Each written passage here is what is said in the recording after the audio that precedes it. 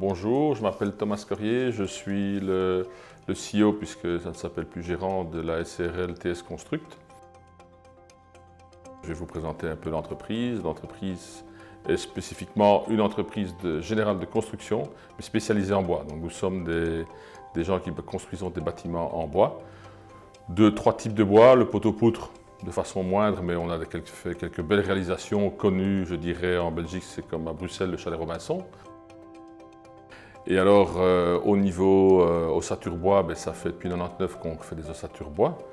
Et ça fait maintenant 6 ans qu'on construit des bâtiments en CLT, c'est Cross Laminated Timber, c'est du bois massif contre-collé. Donc ce sont des planches qui sont assemblées de façon perpendiculaire et collées entre elles. Et là, on construit, je dirais, des bâtiments plus du tertiaire, donc des maisons, des belles villas, des extensions, mais aussi des écoles, une maison de repos.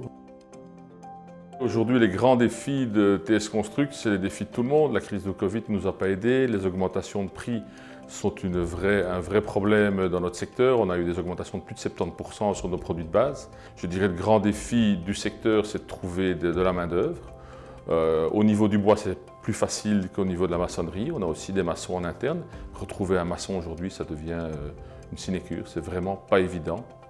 Donc on fait appel aux jeunes et à tous les secteurs pour essayer des grandes campagnes sont lancées au niveau de la Confédération pour essayer de ramener les jeunes dans la construction, qui sont des métiers valorisants et bien payés. Je dirais, construire, c'est agréable quand on passe devant un bâtiment, même après 5 ans, on dit « Ah, on a construit ça, on a construit ça ». Donc au niveau mode de fonctionnement, je dirais, ce qu'il y a de particulier, c'est qu'on préfabrique beaucoup en usine. Donc on a un bureau d'études en interne. Donc on a à peu près 11 personnes ici au bureau. Donc c'est vraiment des choses qui vont beaucoup plus vite. C'est un produit circulaire aussi, c'est démontable, donc les panneaux seront démontables un jour, récupérables pour refaire d'autres maisons ou les recycler en pellets ou autres. Donc c'est vraiment un système démontable, tout est vissé. Donc ces gens font de l'ossature bois, ils font du montage de CLT, ils font du bardage un peu, ça dépend, de la toiture charpente aussi, toiture couverture. Et alors on a 1 ou 2 personnes qui sont logisticiens et des finisseurs pour faire les finitions en fin de chantier, toutes les petites remarques qui restent lors d'une réception provisoire.